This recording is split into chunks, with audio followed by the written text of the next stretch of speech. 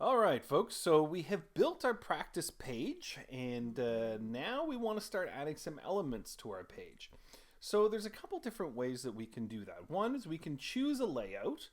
So if we click on that button, Weebly has some preset layouts that you can use for your page. And they give you kind of topically what they could be. So is it an about page? This would be a sample that you could use. This is a services page. Are you building a menu for your restaurant? Is it a portfolio? Is it very, image oriented? So you can choose from one of those if you think that that's going to work for you. It'll save you some time in doing the layout. It's how I built our contact page. Just to save some time and that kind of stuff.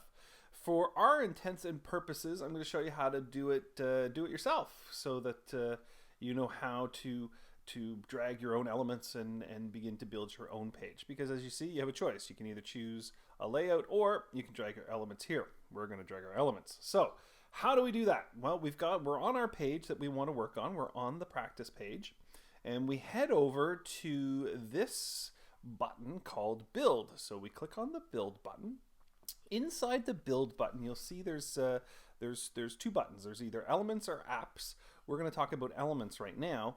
And with the elements, it gives you a whole bunch of different choices as to what you can choose to add for elements to your web page. You've got titles, you've got text, you've got images, you've got gallery, you've got slideshow, maps. There's a whole bunch of different things that you can use. So you'll see those are all just listed here, and I'll go through some of those maybe in a little bit more detail.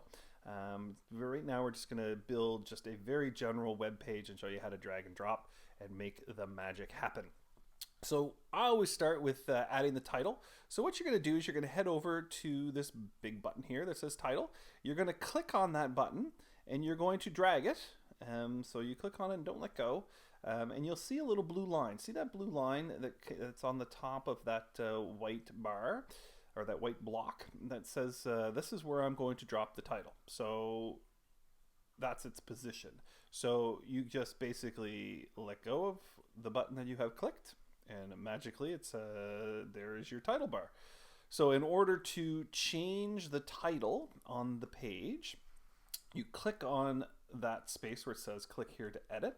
You're going to write practice page, just like typing any document, and that'll come up here in the title. It gives you options. You can add boldface to it, italics, underline, all that kind of stuff.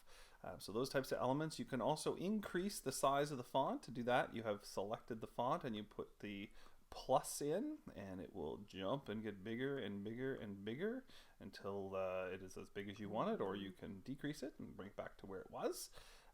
Here you can change the color of the font. So if you want, so you want it to be red or blue or whatever, you can do that right there. As well, you can add links.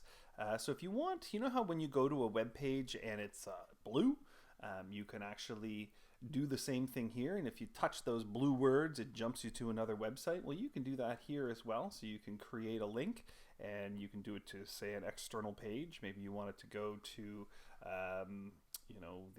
say you want it to go to my webpage. So you want to go to www.tylerhayden.com, and now there's a link set up to that. So practice page, once it's gone live, it would link people over to my website. If you don't want it there anymore, you can change it. It shows you what the link is. We will remove the link. You can do with this little button, you can decide where you want that those words to be, that title to be, and you can center it. You can left justify it, right justify it, whatever you like. This is if you want to just clear all the formatting, all the texting, all the text format. You can do that. This is your undo button, and that, of course, is your redo button. So that's how you add a title. And then if you wanted to add text, same thing. You're just going to grab it. You're going to drag it over and see where that blue line is. It tells us where it's going to be dropped. And as you can see, it's dropped right under here. And you can type whatever you want, just like a Word document, and then that will live there. So that's how you add text. And you know, same deal. You can, if you click on it, you can do all those same functionality things that I showed you up here in practice page. This little square button is how we drag it around and make it go places. Here we have another element that you can add, which is an image. And actually, I think I'm going to do a separate tutorial for images and galleries and slideshows for you. But for now, there you go. That's how you add text. We'll stop there because that's quite a bit to chew on. And we will move on with our next tutorial.